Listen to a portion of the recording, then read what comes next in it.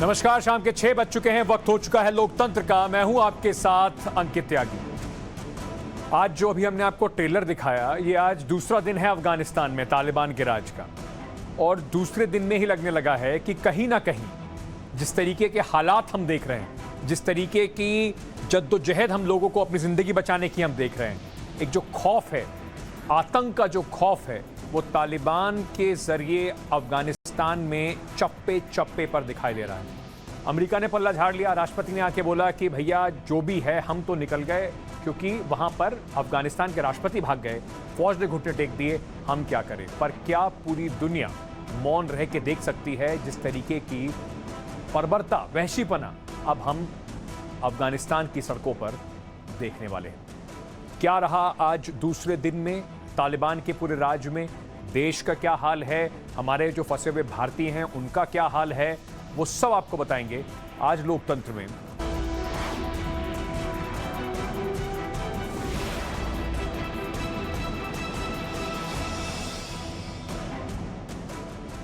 लोकतंत्र में आज मैं शुरुआत करना चाहता हूं अभी तक की जो अब काबुल, अफगानिस्तान से, अफगानिस्तान के चप्पे चप्पे से जो तस्वीरें आ रही हैं। दूसरा दिन है आज तालिबान के राज का। जिस तरीके से हमने देखा कि 2 दिन पहले कैसे बिल्कुल 20 घंटे के अंदर अंदर ताश के पत्तों की तरह पूरा अफगानिस्तान की जो सरकार थी, फौज थी, वो ढह गई। मैं शुरुआत करना चाहता हूं इस समय सबसे पहले उन 5 तस्वीरों से जो आपको इस समय अफगानिस्तान की कहानी बता रहे हैं। ये देखिए, कहते हैं कि बदल गया है 1996 का, 2021 का तालिबान में बहुत बदलाव है। ये है बदलाव तालिबान में। जो लोग कुछ पकड़े गए, अब ये पता नहीं इन लोगों को किस गुनाह के लिए उनके सड़क पर खड़े करके उनके बाल मूंडे जा रहे हैं, उनके सर को बिल्कुल गंजा किया जा रहा है, उनके ऊपर कालिक पोती जा रही है, और कहा जा रहा है कि यहां पर अब कानून का राज होगा। ये कानून है जब वो कहते हैं तालिबान। दूसरी तस्वीर आपको दिखाता हूं।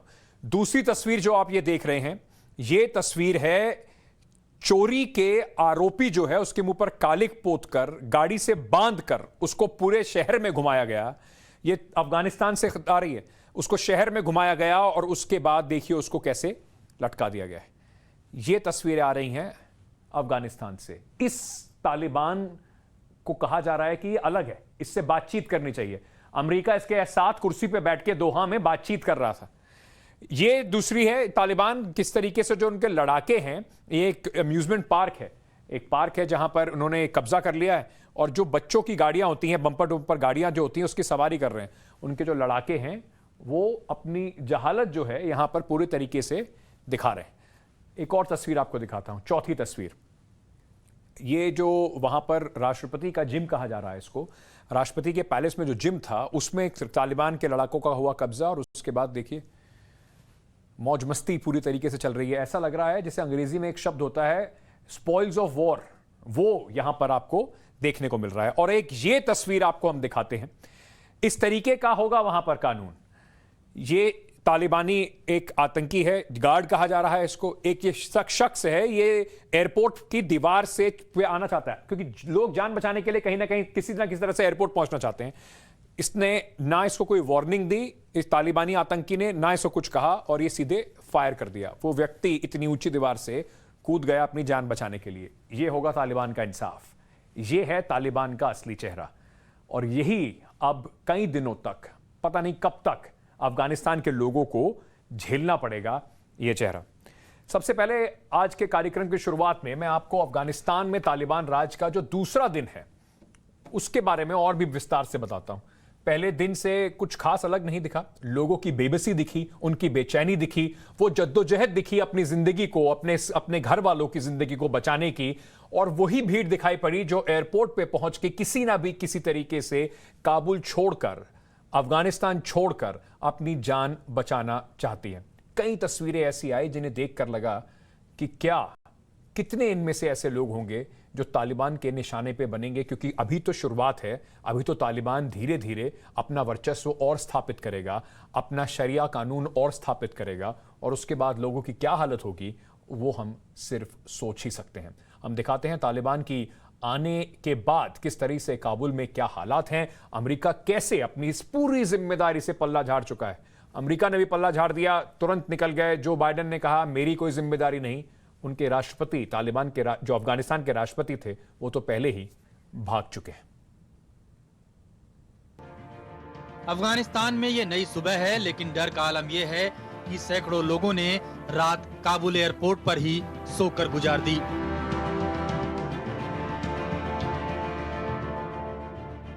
सुबह होते ही एयरपोर्ट में दाखिल होने की कोशिशें फिर तेज होने लगीं।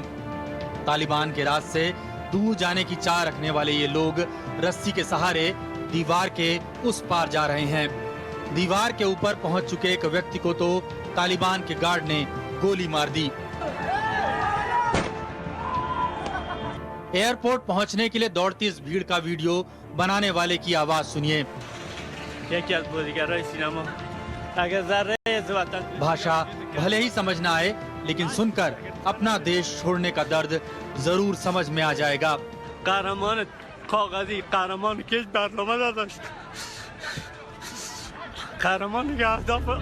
तादाद में तालिबानियों से ज्यादा अफगान फोर्स के मोर्चा छोड़ देने या समर्पण कर देने का ही नतीजा है कि अब उनके हथियार तालिबान के हाथ लग गए हैं।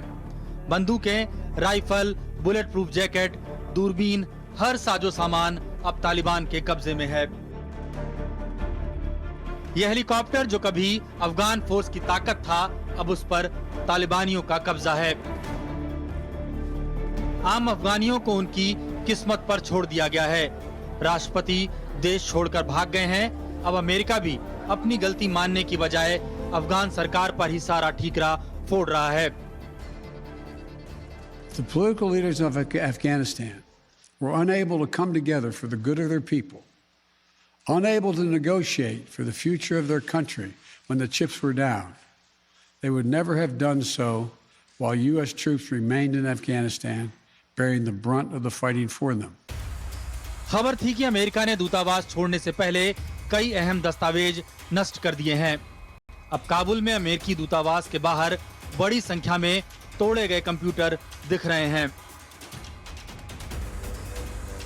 जिम अम्यूजमेंट पार्क में जिस तरह तालिबानी घूम रहे हैं, उससे आम लोगों को पहले जैसी आजादी नसीब होना मुश्किल लग रहा है।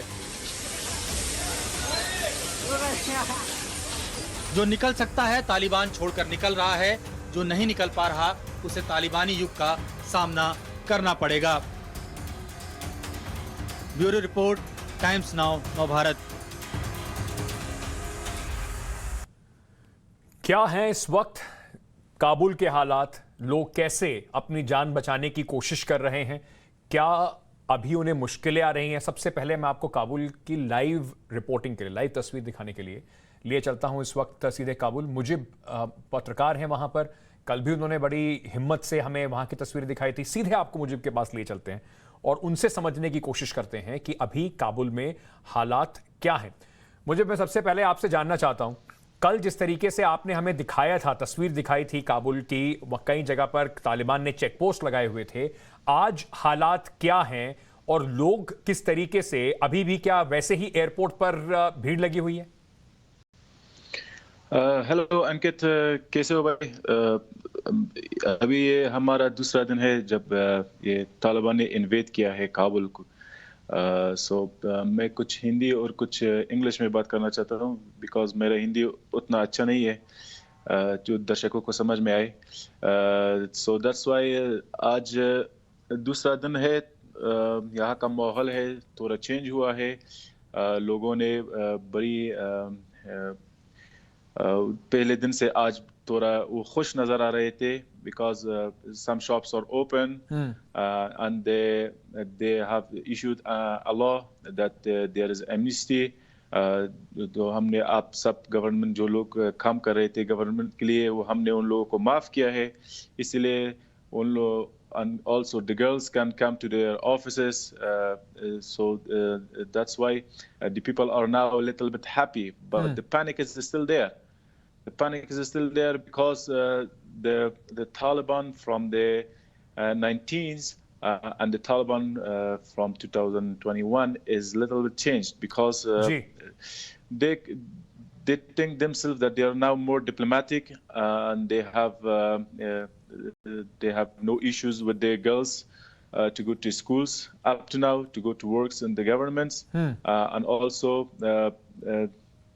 Recently, we saw the Biden's statements that he just completely मुझे said अगर आप मुझे एक that मिनट we दें, are मैं not- थोड़ा दर्शकों को बता देता हूं कि अभी तक आपने हमें क्या बताया। मुझे हमें बता रहे हैं कि आज माहौल जो है वहां पर वो मिक्स टाइप का माहौल है, पैनिक भी है लोगों के अंदर। अभी तक एयरपोर्ट के लिए लोग अभी भी वहां पर लाइन लगाए हुए हैं, निकलना चाहते हैं, पर तालिबान ने कुछ इस तरह के अनाउंसमेंट करे हैं जिससे थोड़ा सा शायद लोगों को, क्योंकि दुकानें आज थोड़ी खुली हैं, उन्होंने कहा है कि जो जितने भी सरकारी दफ्तर हैं उसमें जो लोग काम करते हैं उनको माफ किया जाएगा, महिलाएं आके अपने दफ्तर में वापस काम कर सकती हैं। इस तरीके की कुछ आवाजें जरूर सुनाई पड़ रही हैं आज जिस तरह से तालिबान ने कहा है। मैं आपको, मुझे if I request you to stay on with me, मुझे हमारे साथ बने रहेंगे।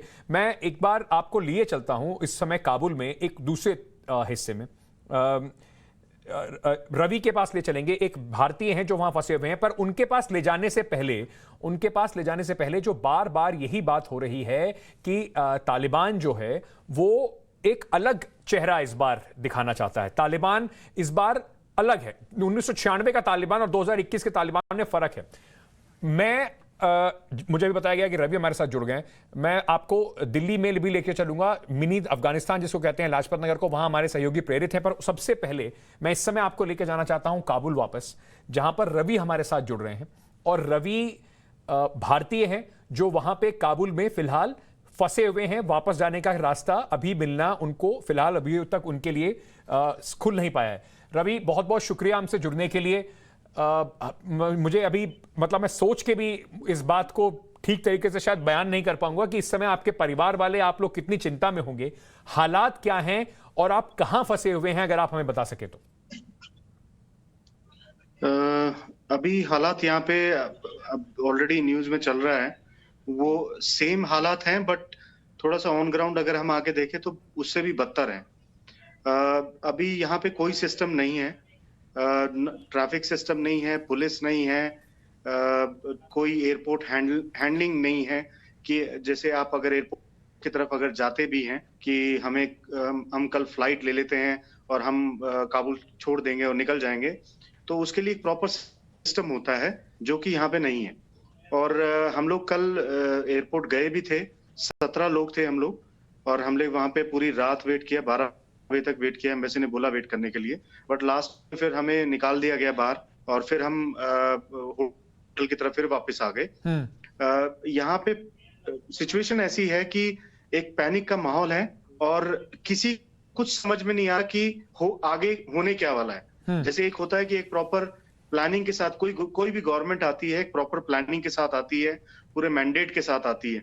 यहाँ पे ऐसा कुछ नहीं है। यहाँ पे दुकानें बंद है, लोग अपने घरों में छिपे हुए हैं, और बाहर जो तालिबान फाइटर्स हैं वो अपना रेंजर्स में इधर उधर पेट्रोलिंग उनकी चल रही है। रवि, आप करते क्या हैं? आप अफगानिस्तान में आप करते क्या हैं? आप वहां पे कितने समय से हैं? सर, मैं जो यहाँ पे एक प्रोजेक्ट के लिए आया था, वो प्रोजेक्ट अभी मैं डिस्क्लोज नहीं कर सकता क्योंकि थोड़ा कॉन्फिडेंशियल है। और यहाँ पे मैंने 7-8 साल लगाए हैं, और जो मेरे अफगानी भाई अभी बात कर रहे थे, यहाँ पे जो लोग हैं उनका इंडिया को लेके बहुत प्यार भी है। अभी भी जो हमारी हेल्प हो रही है, हम जैसे कुछ भी हमें पानी चाहिए, हमें खाना खत्म हो रहा है, कोई भी हेल्प आप उसको किसी भी लेवल में देखिए, यहाँ पे जो भी हमारे हेल्प कर रहे हैं उनके मन में भी कहीं ना कहीं अब एक डर आने लग गया है कि कल को अगर वो हमारी हेल्प करें तो उनको क्या तालिबान परेशान नहीं करेगा या उनकी फैमिली के ऊपर कोई बात नहीं आएगी। तो एक सिचुएशन ऐसी बनी हुई है कि हमें अकेला छोड़ दिया गया है। एक तो एम्बेसी यहाँ से सब कुछ पैक करके, अभी दो प्लेन आप दिखा रहे हैं, वो दोनों प्लेन एम्बेसी स्टाफ के पहुंचे हैं वहां पे। कोई भी लोकल जो सिविल इंडियन है, चाहे वो यहाँ पे किसी प्रोजेक्ट पे हो, जॉब पे हो, उसको किसी को नहीं निकाला गया है। अभी एम्बेसी का आज सुबह से प्रोसेस स्टार्ट हुआ है। हमें कांटेक्ट किया गया, हमें डिटेल्स मांगी गई हमसे, डिटेल्स हमने जब उनको दी हैं तो अब प्रोसेस स्टार्ट है, बट स्टिल सब कुछ ब्लैंक है। कुछ हमें प्लान का नहीं पता क्या होने वाला है, कब होने वाला है, कब वो बुलाएंगे, हम सिर्फ वेट कर रहे हैं। आपके साथ क्या और भी कोई लोग हैं रवि? आप कह रहे थे कल 17 लोग थे, क्या आपके साथ अभी फिलहाल और भी लोग हैं? हाँ जी, मेरे साथ यहाँ पे जो रूम है यहाँ पे हम लोग 4-5 लोग हैं अभी। और थोड़ा सा हम लोगों ने अपने जो ग्रुप्स हैं उनको डिवाइड भी कर लिया था, बिकॉज एक जगह हम लोग नहीं रह सकते हैं, सिचुएशन ही ऐसी है। और जो 17 लोग जैसे मैं बता रहा हूँ, वैसे तो यहाँ पे काबुल में एज पर एम्बेसी डाटा वो एम्बेसी बेटर बता पाएगी, बट मेरे हिसाब से 300 से ज्यादा लोग काबुल के अंदर अभी फिलहाल मौजूद हैं जो इंडियंस हैं। आपका परिवार हिंदुस्तान में कहां रहता है रवि? क्योंकि सब इस समय बड़े परेशान होंगे, अगर वो आपकी उनसे बातचीत हो पा रही है।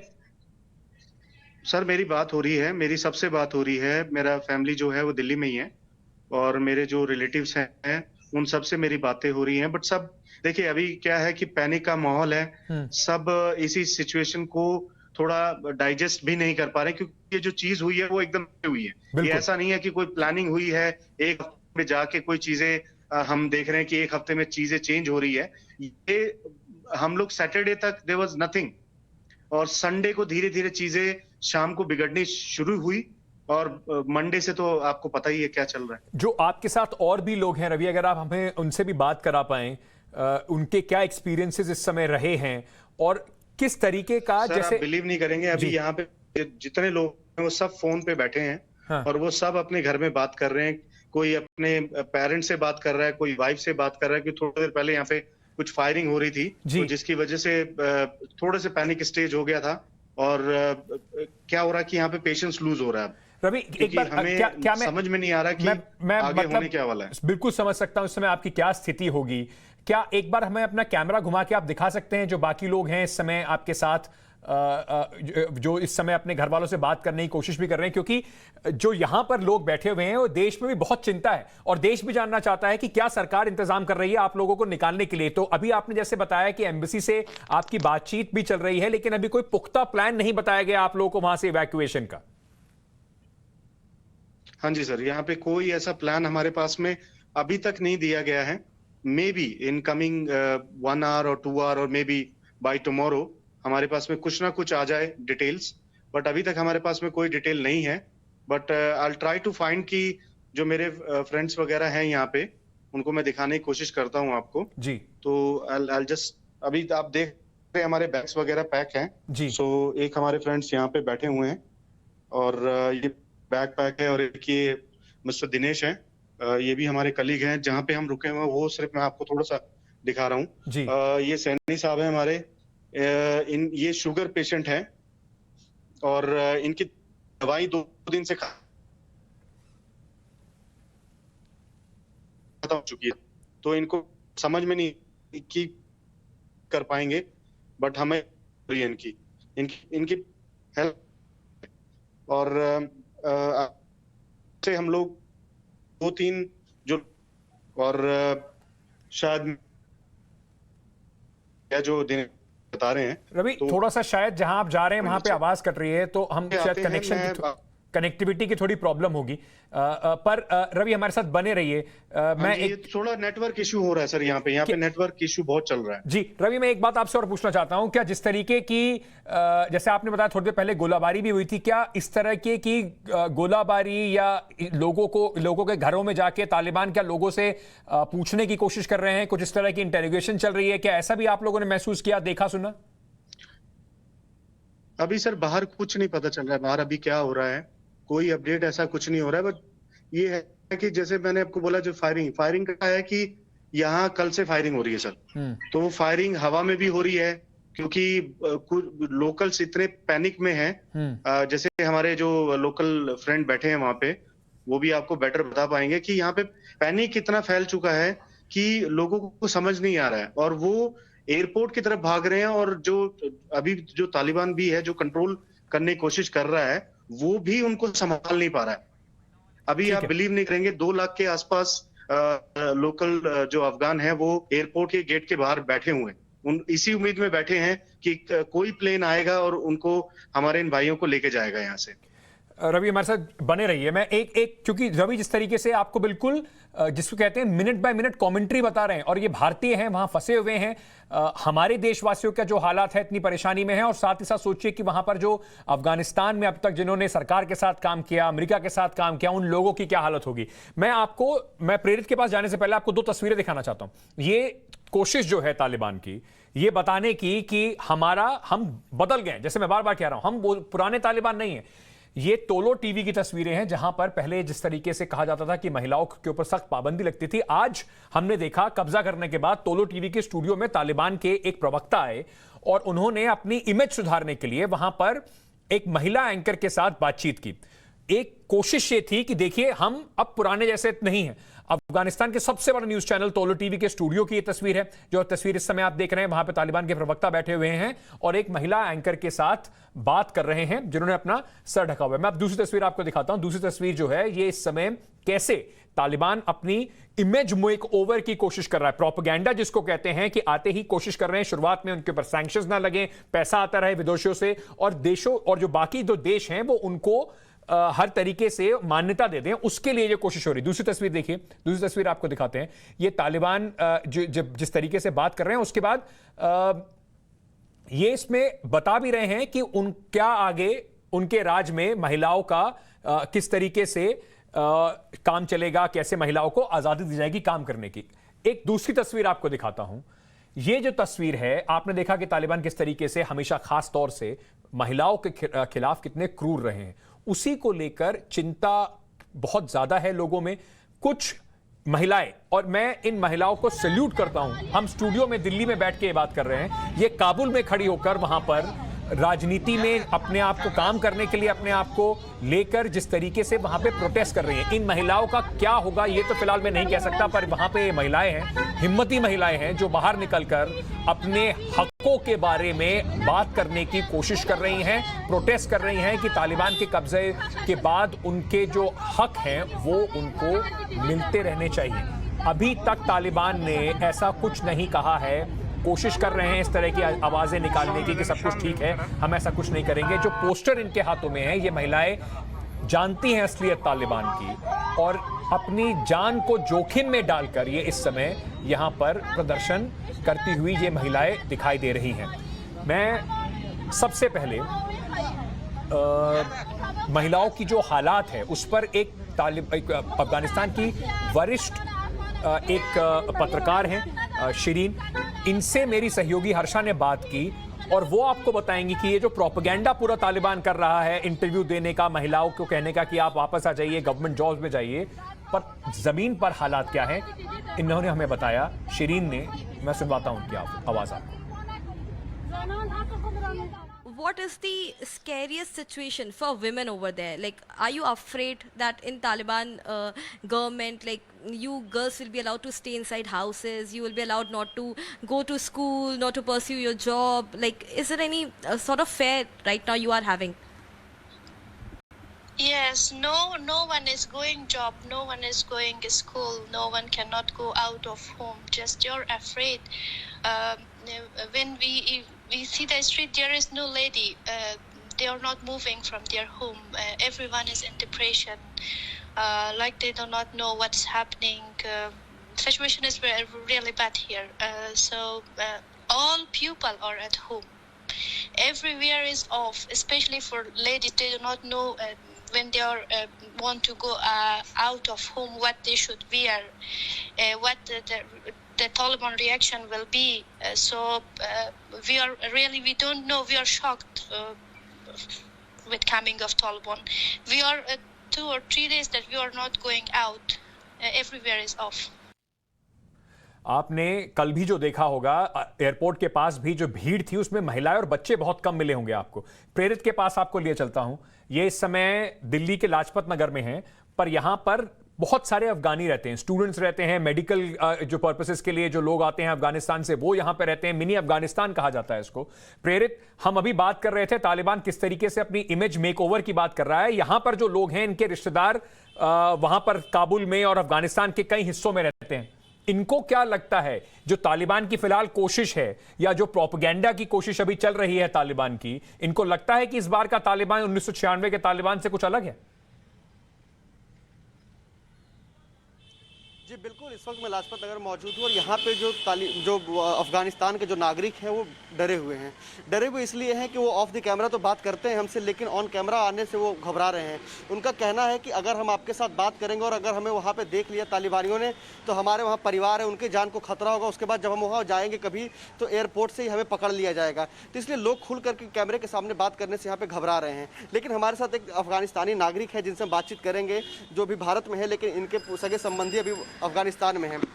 कितना कुछ डर है आपके मन में, क्या कुछ लग रहा है आपको? एक्चुअली क्या है कि डर तो इतना है कि हम यहाँ इतने मीलों दूर में इंडिया में रह रहे हैं, लेकिन जो वहाँ की हालत को देख के ना हमें यहाँ पर एक नींद ही नहीं आ रही। जो वहाँ की हालत देख के हम क्योंकि हमारे दिल में वो दर्द है, क्योंकि हम एक अफ़गानी ऐसा कभी नहीं हो सकता कि किसी भी कंट्री में रह के भी उसको वो दर्द वो फील कर सकता है। कितने भी चाहे दूर रह सकता है लेकिन फिर भी वो चीज़ वो फील कर सकते हैं। जैसे मैं जिस तरीके से मैं फील कर रहा हूँ, क्योंकि मैं वहाँ के जो बच्चों की हालत देख रहा हूँ, जो लोगों की हालत देख रहा हूँ, जिस तरीके से कोई एक इंसान कैसे कर सकता है कि इंसान के साथ। प्रेरित, क्या इनको भरोसा है जिस तरीके से तालिबान इस बार कह रहा है कि वो महिलाओं को भी काम करने देंगे, बच्चों को स्कूल जाने देंगे, लड़कियों को स्कूल जाने देंगे, इनको उनकी बातों पर यकीन आ रहा है तालिबान की?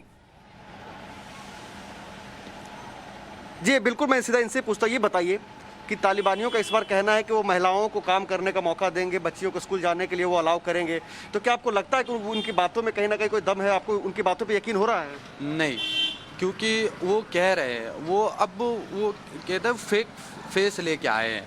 इस बारी वो दिखा रहे हैं कि जो उस बारी हमने जो करा, जिस तरीके से हमारा जो वो करतब जो हाईलाइट हो गई, तो वो सोच रहे कि इस बार हम इस तरीके से करेंगे कि दुनिया वाले कहेंगे कि हाँ हम अच्छे हैं। लेकिन कहाँ से? क्योंकि हम देख रहे हैं, हमें पता है, हमारे रिश्तेदार हैं, सब वो हमें बता रहे हैं। एक जो हालत वहाँ पर जो प्रेजेंट लोग देख रहे हैं ना, वो चीज़ हमें पता है, क्योंकि वहाँ पर अभी महिलाएं घर से नहीं निकल रही। अभी जस्ट 20 मिनट पहले ही मैंने बात करी, वहाँ से कोई घर से निकल ही नहीं रहा।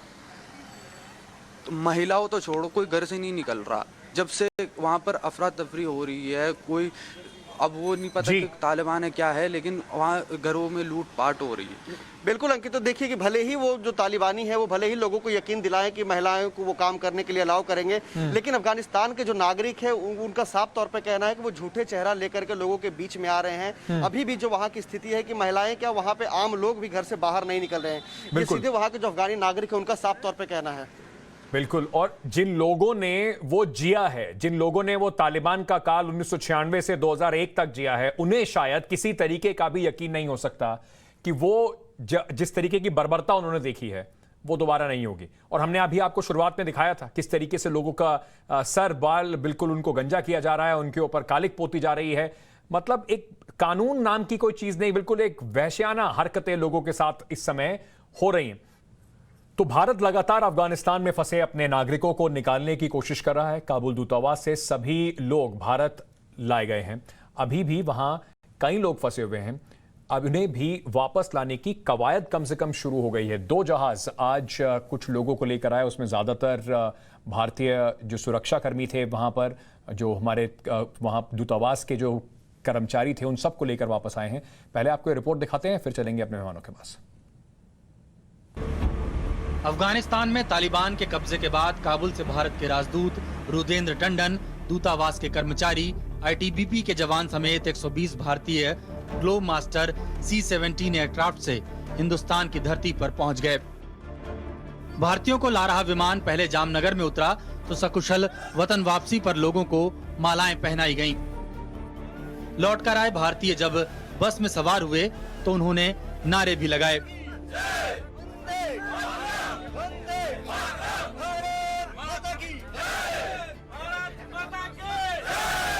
लेकिन हर किसी की किस्मत इतनी अच्छी नहीं। कुछ भारतीय एयरपोर्ट पर फंसे हुए हैं।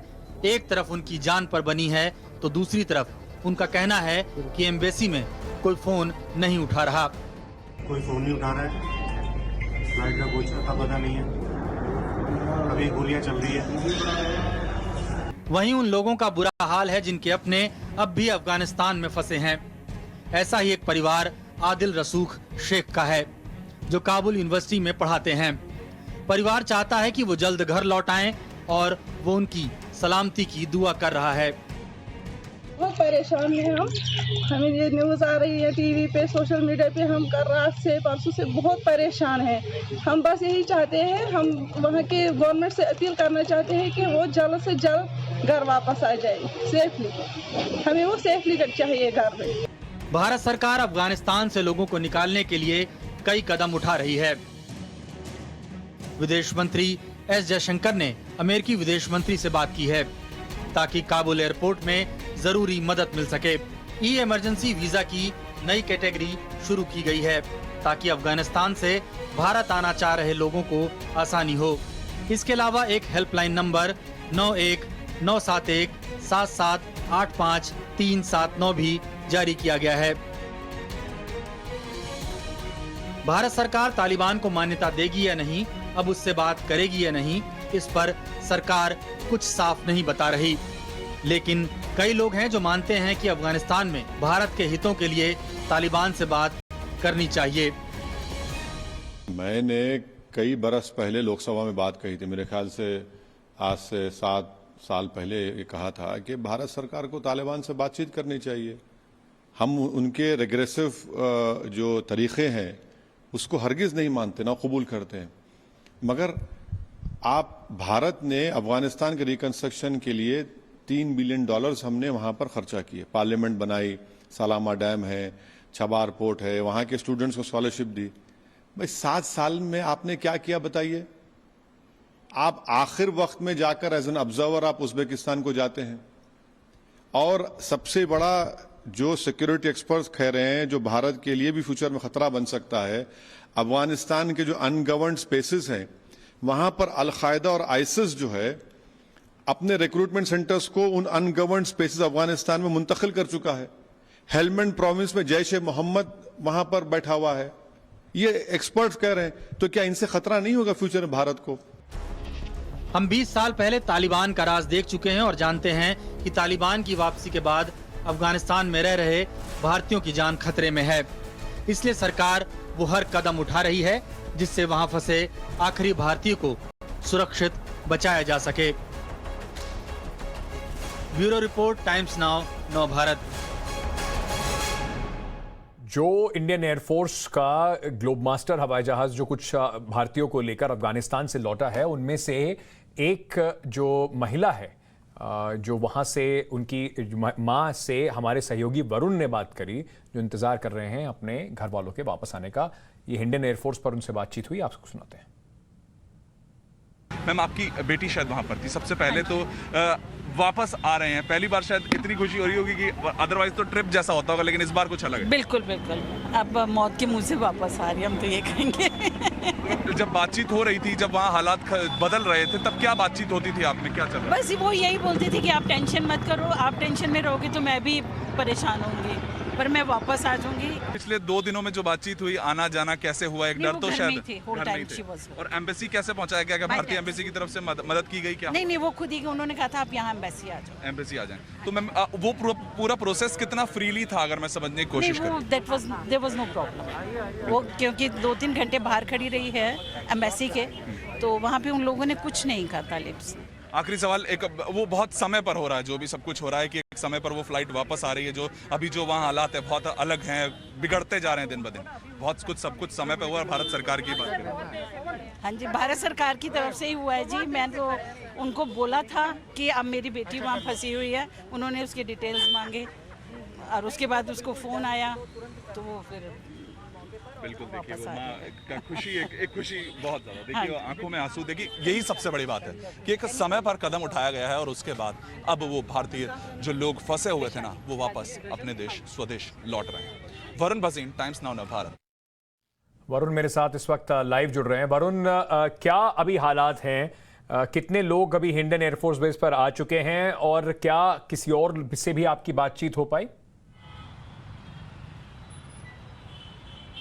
जी बिल्कुल, देखिए लगभग 12 घंटे का इस ऑपरेशन मानिए, सुबह 7:30 के आसपास वो प्लेन निकलता है हमारा ग्लोब मास्टर, भारतीय वायुसेना का एक सफल ऑपरेशन इसे मानेंगे। सुबह 7:30 बजे के आसपास वो निकल जाता है, लेकिन उससे पहले की एक कहानी और मैं पहले बताना चाहूँगा कि वो जो तालिबानियों के बीच से निकलकर जब उन्हें आना था, यानी कि एम्बेसी से लेकर एयरपोर्ट तक का वो रास्ता था, वो भी बेहद मुश्किल था। और किस तरह से जो एम्बेसी ने लगातार तालिबानियों से बात की और इसको डिप्लोमेटिकली संभाला गया, वो एक बहुत बड़ा ऑपरेशन था कि किस तरह से एम्बेसी से हम एयरपोर्ट तक पहुंचे और एयरपोर्ट पर सफल वो फ्लाइट तक पहुंचना वो बहुत मुश्किल था। बहुत से लोग थे आसपास से, उनको लाया गया, उनको एम्बेसी पहुंचाया गया, एम्बेसी से एयरपोर्ट जाना और एयरपोर्ट से आने के बाद जब वो जामनगर 11 बजे पहुंचते हैं तब वो राहत की सांस ली गई, क्योंकि जो लगातार हालात थे वो बिगड़ते जा रहे थे। तालिबान एक वायरस की तरह फैलता जा रहा था, फैल चुका है, लेकिन अब वो परिवार, अब वो भारतीय पहुंच चुके हैं, अपने देश पहुंच चुके हैं। अभी हमने लगातार जो ITBP के जवान थे, वहां पर जो पत्रकार थे और जो पूरे एम्बेसी का स्टाफ था वो पहुंचा और उनके चेहरे पर ना वो सुकून देखने का मिला, यानी कि वो सुकून था कि अपने देश में अब आ चुके हैं,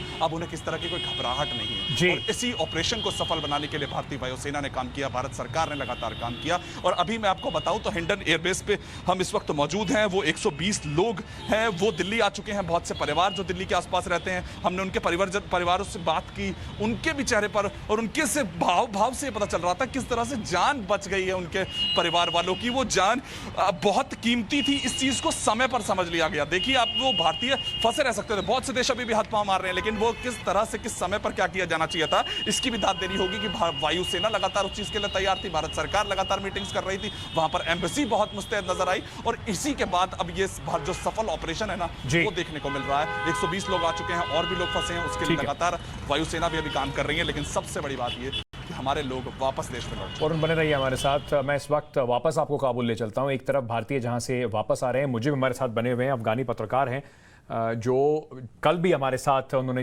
जोखिम उठा के हमें सड़कें दिखाई, उस समय क्या हालात थे वो दिखाए। मुझे एक बात बार बार हो रही है, जो बाकी देशों के लोग हैं, अफगानी जिस तरीके की परेशानी झेल रहे हैं, लोग अपनी जान जोखिम में डाल के इस समय एयरपोर्ट पर हैं, क्या अभी तक तालिबान ने किसी तरीके का, जैसे भारतीय हों या कोई और विदेश के जो लोग हों, उनकी आवाजाही में कोई परेशानी पैदा करी है? Up now there was no issue. We didn't receive any reports of that violence against the foreigners from Taliban. But later on, now the airport is about to rescue. It's like they are cleaning the airport and they are resuming their flights maybe tomorrow or day after tomorrow for the civilians as well.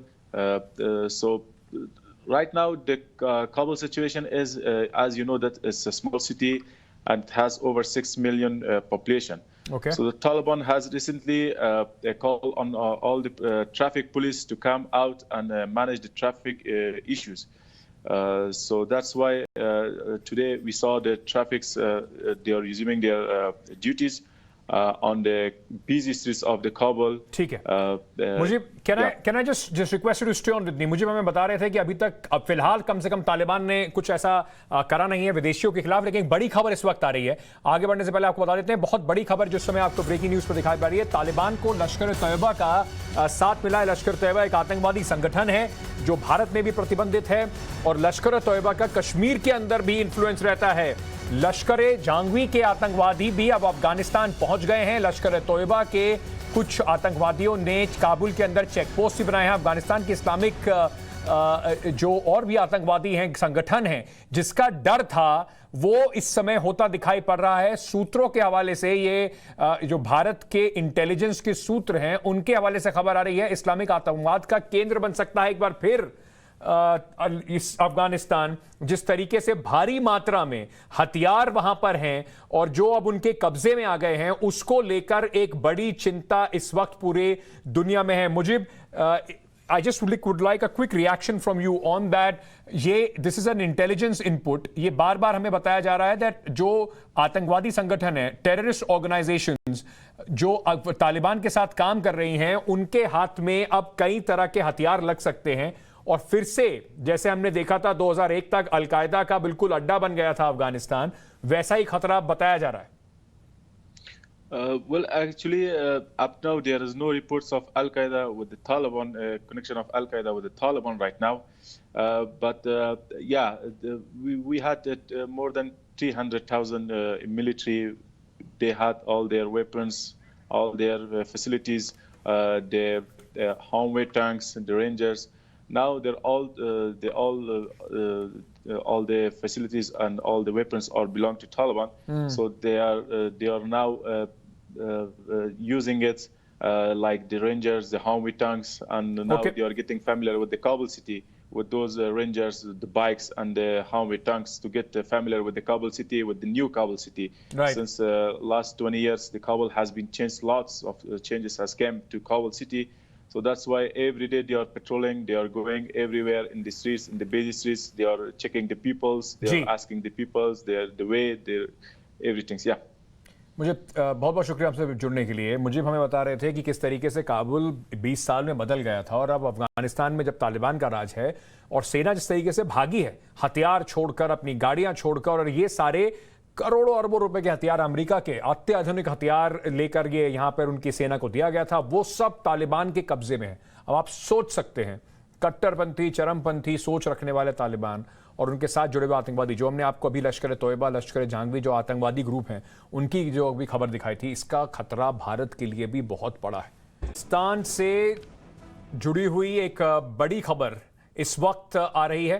Breaking news आपको बता देते हैं। इस वक्त प्रधानमंत्री के आवास पर एक बड़ी बैठक हो रही है अफगानिस्तान से जुड़ी हुई। उसमें देश के रक्षा मंत्री मौजूद हैं, राजनाथ सिंह मौजूद हैं, एनएसए मौजूद हैं, और साथ ही साथ इसमें फाइनेंस मिनिस्टर भी मौजूद हैं। तो होम, डिफेंस और फाइनेंस मिनिस्टर यहां पर मौजूद हैं और इस समय प्रधानमंत्री के आवास पर एक बड़ी बैठक चल रही है अफगानिस्तान को लेकर।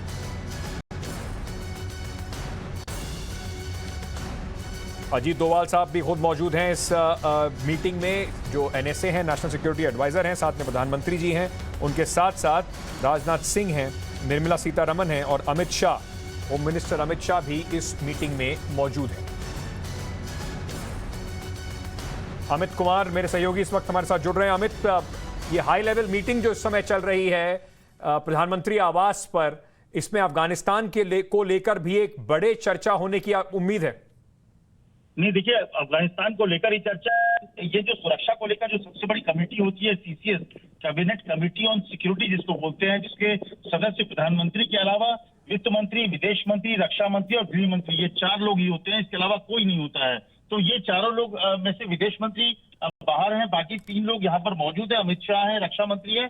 और जिस तरह से हालात है वहां पर अफगानिस्तान में, लोगों को सबसे पहली तो चिंता ये है कि वहां से भारतीयों को कैसे सुरक्षित निकाला जाए।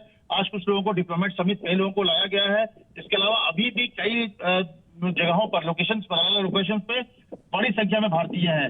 ये एक बड़ी चिंता है। लेकिन दूसरी जो सबसे बड़ी चिंता है, जो तालिबान के शासन के बाद, क्योंकि कहा जा रहा है कि एक तरह का एपी सेंटर वो बन जाने वाला है वहां पर, जिस तरह से आतंकवाद वहां पर है, पाकिस्तान का समर्थन है, चीन का समर्थन है, तो भारत के लिए एक बहुत ही चिंता की बात है। तो वो सिचुएशन को भी डिस्कस की जाएगी यहाँ पर कि क्या हालात होने वाले हैं, भविष्य में क्या रणनीति होनी चाहिए भारत सरकार की तालिबान सरकार को लेकर और वहां के पूरे मामले को लेकर। अमित, एक और बात आपसे समझना चाहता हूं, जिस तरीके से सरकार अभी कोशिश कर रही है वहां से सभी भारतीयों को निकालने की, सबसे बड़ी बात यह है कि भारतीय सरकार ने अभी तक आधिकारिक तौर पर ये जो अफगानिस्तान में जो घटनाक्रम रहा है उसके ऊपर कोई बातचीत कही नहीं है, कोई बयान नहीं दिया है। क्या सोच है सरकार की? क्या इस बार तालिबान को मान्यता देनी होगी? नहीं, देखिए, मान्यता की बात अभी दूर है। पहले तो सरकार को तय करना है कि स्टैंड, अभी फिलहाल अगर आप बात करें तो पहली जो प्रायोरिटी है वो ये है कि लोगों को कैसे बाहर निकाला जाए। तब तालिबान को लेकर वहां पर किस तरह से मान्यता देनी है, नहीं देनी है, इन सारी चीजों को चर्चाएं होंगी। एक लंबा, लेकिन फिलहाल जो सबसे बड़ी प्राथमिकता सरकार की है कि जो लोग वहां फंसे हुए हैं उनको सुरक्षित कैसे निकाला जाए, क्योंकि बड़ी संख्या में लोग मौजूद हैं। और देखिए, मान्यता को लेकर, क्योंकि भारत की अगर सीधे सीधे बात करें तो तालिबान को लेकर जो पॉलिसी रही है वो हमेशा उसको निगेटिव रही है। तो ऐसे में क्या आने वाले टाइम में उनकी एक्टिविटीज कैसी होती है, क्या वो उनकी सोच होती है और भारत के प्रति उनका रवैया क्या होता है, ये सारी चीजों को देखने के बाद ही ये तय किया जाएगा कि क्या जरूरत है कि नहीं है मान्यता देने की। लेकिन फिलहाल प्रायोरिटी यही है कि कैसे ज्यादा लोगों की वहां से जान बचाई जाए, सबको बचा के भारत लाया जाए वापस। बिल्कुल, आधिकारिक रिएक्शन अभी आने में कुछ शायद समय लगेगा सरकार का। सरकार अपना समय ले रही है देखते हुए कि स्थिति अभी क्या बन रही है वहां पर बहुत ही अहम मीटिंग इस समय चल रही है। अमित, आपका बहुत बहुत शुक्रिया हमें सारी जानकारी देने के लिए। इस वक्त लोकतंत्र में इतना ही।